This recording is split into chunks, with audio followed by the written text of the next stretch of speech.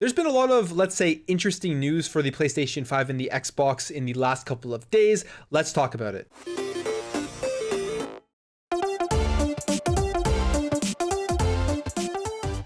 Well, there's been a lot of, let's say, interesting news for the PlayStation and the Xbox in the last couple of days. Now, right off the bat, I want to say that I don't believe any of it, although they're actual patents. I don't believe any of these things are going to be coming out. But let's jump into it and let's see what is being said and what is being shown. So this is from T3, which is kind of known for putting out these outlandish articles talking about stuff that most likely isn't going to be true or going to happen. And the best way to explain it, this is a tweet from Jeff Grubb saying, "What do you do when for months you base all your traffic on making up shit about next-gen consoles that are now here? Don't stop." Then he shows the actual headline of the article: PS5 Pro with 2 graphics cards is the death blow Xbox Series X didn't see coming. And also a quote here: "It is also very notably still in the gaming console market with its PlayStation 5 console, the #1 product on the earth right now." So there's 2 headlines there, 2 quotes there that are pretty ridiculous in general. But basically, this article talks about the PS5 and how there was a patent that was filed for a PS5 Pro that will have 2 GPUs and how this can pave the way for an upcoming PSP 5G. Now, here's the patent. I'll put it in the description below if you want to check it out. But this is a patent that was filed in January last year, so January 2019. And this was by Sony revealing the ambitious project of a console that sports not 1, but 2 GPUs similar to some PC configurations with NVIDIA's SLI and AMD's Crossfire GPU support. Sony and companies file patents all the time. A lot of them don't come to fruition. They just do it because they want to have those patents readily available for them, or whatever real reason, I'm not sure, but there's always patents filed. Usually a lot of them don't get made because they're just crazy ideas. And here's probably another one of them with the 2 GPUs. Now people are thinking that this means that an upcoming PS5 Pro is on the way. In fact, PS5 Pro is trending on Twitter the other day because of that article from T3. People were looking at that and thinking that, oh my God, I just bought a PS5 and now PS5 Pro is going to be on the way very, very soon. Now, what I find particularly interesting about this patent, about this article, is that they mention NVIDIA's SLI and AMD's Crossfire GPU support and say that the patent, however, says that the implementation of 2 GPUs in a console is much more elaborate than on a PC.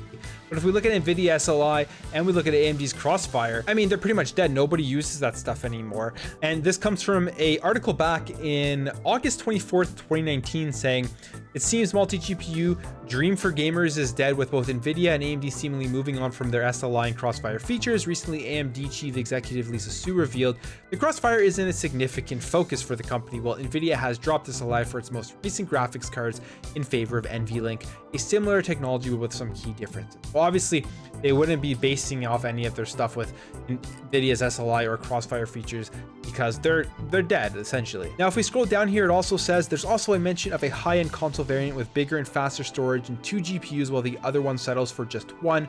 This can be something along the lines of the PS4 and PS4 Pro configurations. Now, that makes somewhat sense to me.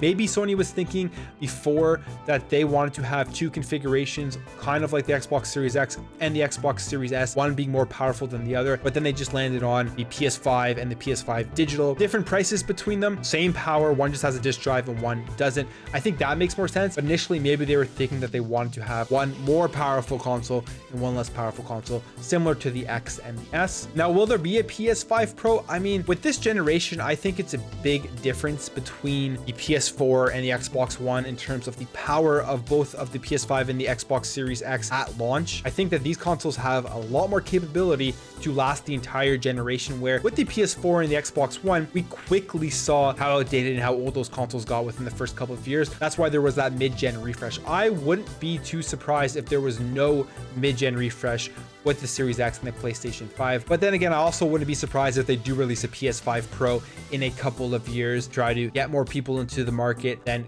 reduce the cost of the regular PS5, sell a slimmer version of the PS5 and stuff like that. But I'd be more inclined with this generation to say that we're going to have these consoles last throughout the entire generation. Obviously, there's going to be slim variants, but I wouldn't be surprised if there wasn't a new console, a Pro version of a console. Now, the next thing they talk about here is the PSP 5G, basically saying that this new patent is going to pave the way for the PSP 5G. And here is what what they said. Right now in 2020, Sony is indeed still in the 5G business with its latest phones like the Xperia 1, I guess that's 1 2, I'm not sure what that's called, but rocking the next gen network tech. It is also very notably still in the gaming console market with this PlayStation 5 console, the #1 product on earth right now. And now we have an official patent from Sony detailing a highly versatile and scalable new technology for cloud gaming that has obvious implementations in next gen consoles. And while home consoles absolutely would benefit from enhanced cloud gaming performance, the console area that would most benefit from enhanced cloud gaming tech is portable handheld consoles. So right there, this is kind of like a terrible jump in my opinion, a terrible connection to make as to why a PSP 5G would be coming out, because we have things here that I think everyone has. I'll just show you mine, show that it's real, and it's a smartphone. Everyone has smartphones, right? Why the heck would Sony make a PSP or another PS Vita or PS Vita 2 to push cloud gaming on? That just makes absolutely no sense. The PS Vita, in my opinion, was an awesome portable console. Like, I love the PS Vita, and I wish that Sony wouldn't have abandoned it as fast as they did, but they pretty much abandoned the PS Vita the second that came out. But there's still tons of great games. People always think there's nothing to play on the PS Vita. That isn't true. There is a pretty good library of games to play on the PS Vita.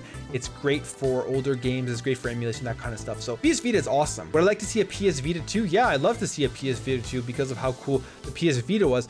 But Sony abandoned that so fast, and they pretty much said that they are not focusing on handheld anymore. They know that Nintendo has won in that handheld market. But the reason to put out a PS Vita 2 or a PSP 5G would not be for cloud gaming or for streaming. If anything, Sony's going to copy what Xbox is doing with xCloud, and they're going to do cloud gaming like that through a smartphone. Now, the next interesting rumor I saw going around has to do with Xbox. So the Game Awards is upon us. It's next week on December 10th, and Xbox is going to be there. Phil Spencer is going to be there. He's going to be on a panel discussing the video game industry and that kind of stuff. And Xbox, if you remember last year, made that massive announcement with the Xbox Series X, showing it off, and that was huge. I thought that was one of the biggest announcements we've seen at the Game Awards. So Xbox and Microsoft have a history of making big announcements at the Video Game Awards. Now, this is an article that has just come out, and it's saying that Microsoft will reportedly make an announcement at the Game Awards next week. And this is according to game journalist Jeff Grubb, who made the claim during a GameSpeed video stream on Friday, but did not share further details on what it could entail. Now, there's a lot